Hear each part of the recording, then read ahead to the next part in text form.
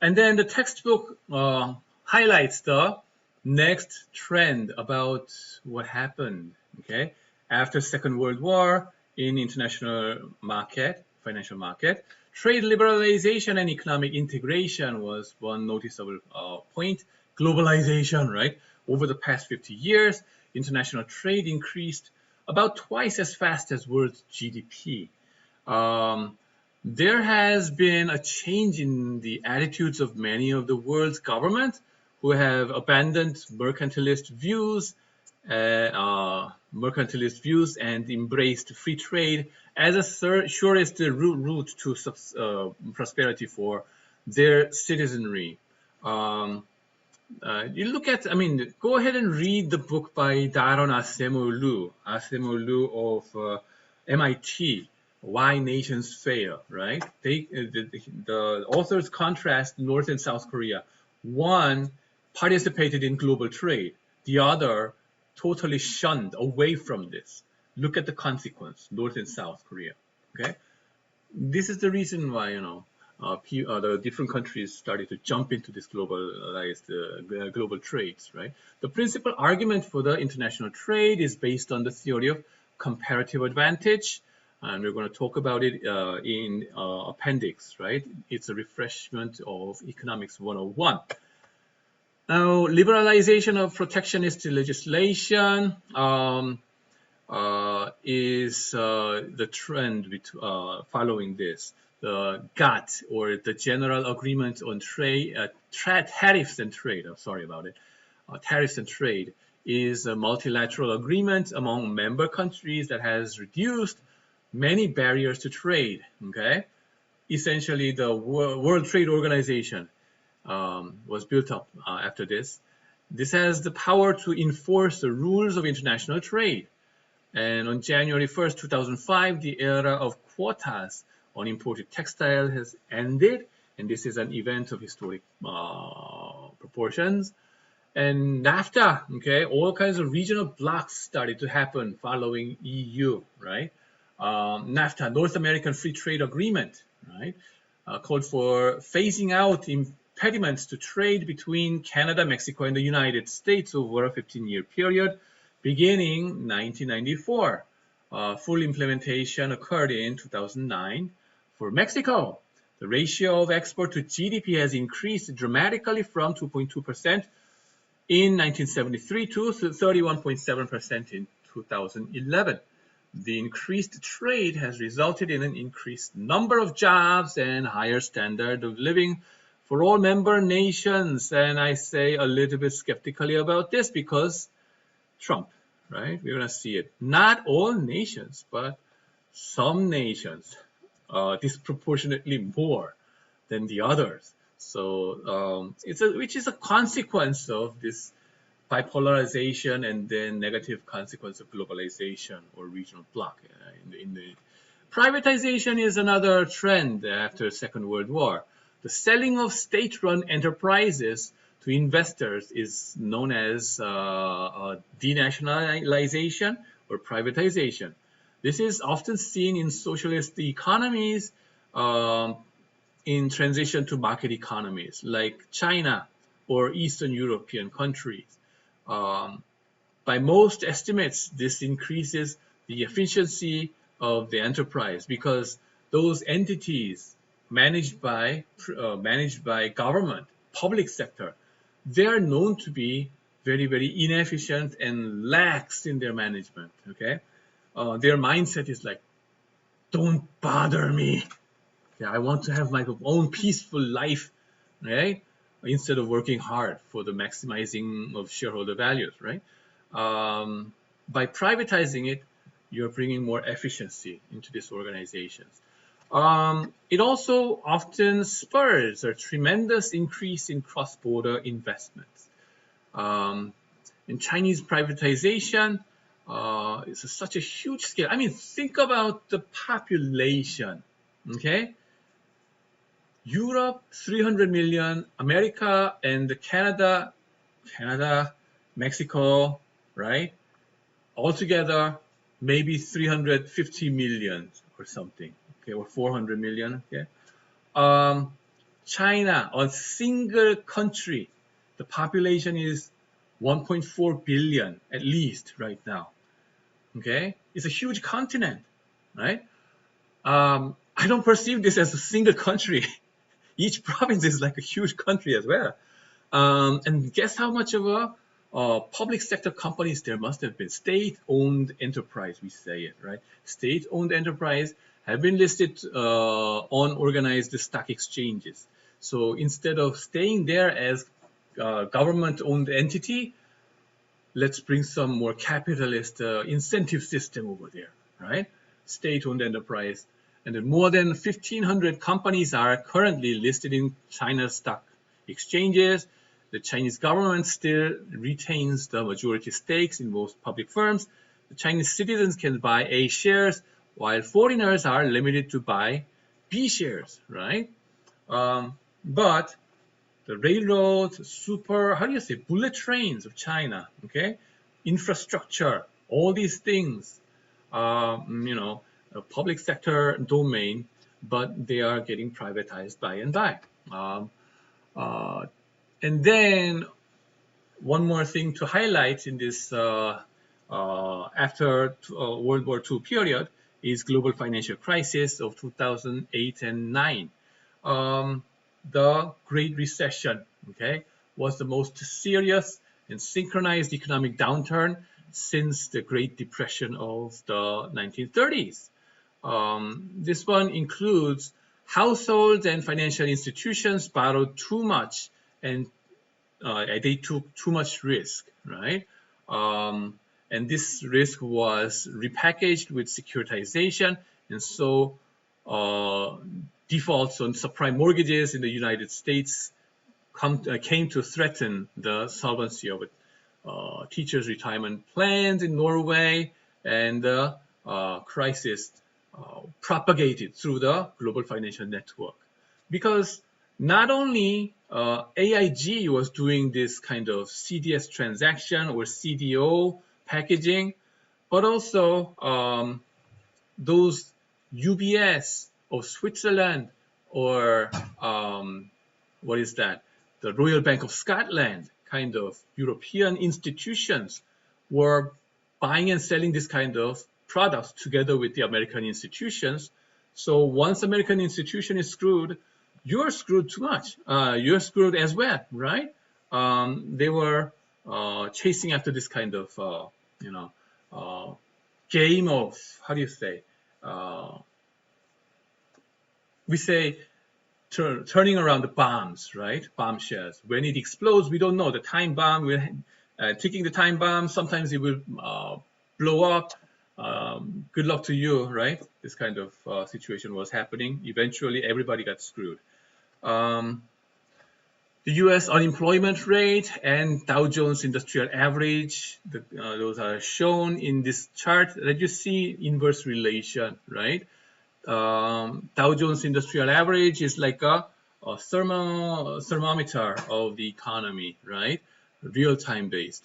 When it is good, the Dow Jones Industrial Average goes up high like crazy. When it is bad, like financial crisis that you see in 2009, the index tanks down, okay? And that is the point when a lot of layoffs start to happen, okay? So that you see unemployment rate jumping up so high to 10% level, right? In 2009 and 10, right? And Europe's sovereign debt crisis followed this global financial crisis. In December of 2009, by the way, the global financial crisis not only hit Europe, but also in Asia, right? All around South Korea, in Japan, and China, they suffered together. Singapore, yeah, of course. And in December of 2009, the new Greek government revealed that its budget deficit for the year would be 12.7% of GDP, not the 3.7% forecast. And it was way beyond, right? Way beyond the level imposed by European Union's regulation. Okay, to be a member of European Union, you need to manage your government budget deficit at 3% level, okay, or below. But the new government, new regime, new polity, this is political risk, right? New party comes to power and then reveals, right, what was below the carpet, right? 12.7%. Their government deficit was like unbearable situation, and investors sold off Greek government bonds, and the rating agencies downgraded them to junk. While Greece represents only 2.5% of Eurozone GDP, the crisis became a Euro-wide debt crisis, and the challenge remains that fiscal indiscipline of one Eurozone country can escalate into Euro-wide crisis. This is a signal, right? This was a signal that the member countries had their own problem that was not fully disclosed yet, right? Also, people called it pig at that time, right? What was those pig countries? Those countries that had similar problems with Greece, Greece, right? Government deficit beyond the level of tolerance for Euro membership. One was Portugal, and I was what? Italy. And then the other I was what? Ireland. Guinness beer, right? And Italy, O Sole Mio, right? Now, Italy comes back again this year, right? Because of the coronavirus. Because of this government budget crisis, they were more likely to resort to alternative source of funds. China, right? They had some special relation afterwards with China, right? And then a lot more Chinese travelers, and then we're going to in the Italy, right? Cannot stop it. Anyway, similar situation with Korea, I guess, in that sense. Anyway, Greek drama, right, is shown in this graph. Greece paid no premium above the German rate until late fall 2009. The Greek interest rate rose until the bailout package on May 9th. Now, Europe's sovereign debt crisis. Yeah, I show you this picture, right? And multinational corporations, the concept of it is highlighted in the textbook. The multinational corporation, MNC, is a firm that has been incorporated in one country and has produced a production and sales operations in other countries. There are about 60,000 MNCs around the world. Many MNCs obtain raw materials from one country, financial capital from another, and produce goods with labor and capital equipment in a third country, and sell their outputs in various other national markets. Yeah, right. Nowadays, the production base is so much globalized, right? For example, I heard about the news, about a mask production company today, mask, right? KF94, right? Korean companies, mask, their raw materials, okay, of filtering comes from China, and then they're selling it in Korea as well as other countries, right? Production base is scattered around all around the world. Top 10 non-financial MNCs are listed over here. The list changes all the time, but let's see what it was like in 2013. General Electric, yeah, Jack Welch, right? Royal Dutch Shell, which is a UK petroleum company. Toyota Motors, hajimemashite, right? Japanese one. ExxonMobil, US Petroleum. Total, what's that? French petroleum companies. Usually petroleum companies are big multinational corporations. They need to have their production bases all around the world, oil reserves, right? That's partially why, okay?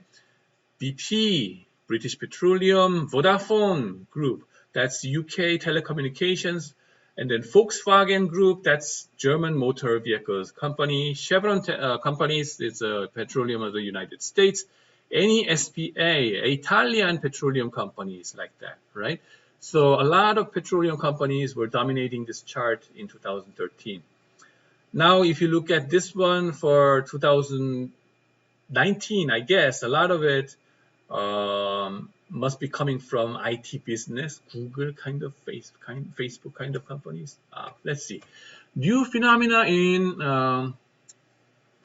against globalization is something that I want to highlight over here before we finish. Brexit, right? Started a couple of years ago, right? Who do you see? Boris Johnson, right? That was the guy who was well known for this kind of Brexit movement. The unexpected outcome. This is an unexpected outcome of a British referendum held on June 23rd, 2016. Britons voted to leave the EU. Okay, likely outcome is a weakening of both the United Kingdom and the European Union.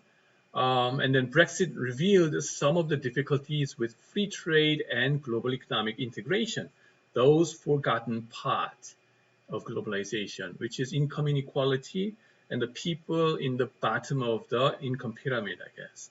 The free movement of goods and capital and people leads to economic growth, but also leads to a political opposition, political divide. Rich gets richer, but in a smaller, much more smaller number over time. And poor gets poorer, with much more numbers in popularity. And so those people in those middle income or lower income in Britain, they were against the idea of European Union. Okay, free movement of labor. Good luck to you. Okay, it doesn't happen that easily. Okay, instead of people moving, the job is getting exported much faster. That's a problem. Okay. That is one aspect of globalization that we forgot before, did not care about too much. NAFTA update, right? Trump is here, right? And then how things turn out, that's worth investigating in the future. Basically, Trump is against this NAFTA. He was saying that this is the stupidest deal the United States ever done before. Anyway, what's this? Mexican border, right? U.S. and Mexican border. They're building a Great Wall, not of China, okay. The Great Wall of the United States is being built because of the unintended consequence of NAFTA or globalization. New phenomena against globalization. Here you see the picture of Charlottesville people in Virginia a couple of years ago. There's public resentment against this globalization, and then they were doing this kind of racist movement against against especially the Jewish people in the United States, or foreigners as well. Okay, why are they doing this kind of movement or demonstration? Let's say demonstration, which is quite frustrating to foreigners or non-American people like me, right? Why do they do this kind of demonstration? Because of job exports. They lose jobs to China, to Korea, to Europe, or to Africa, or whatever country it may be. Okay, losing jobs, they got frustrated, and then naturally they subscribe to this idea of, extremist ideas, right? So you have to be careful about it. Not just careful, but it is unfolding right now. Okay. New phenomenon against the globalization, right, is that the job exports to China or other countries with cheaper labor has been taking place. Another thing that I want to highlight is this bipolarization of income and wealth distribution since 1989, the fall of communist world, right?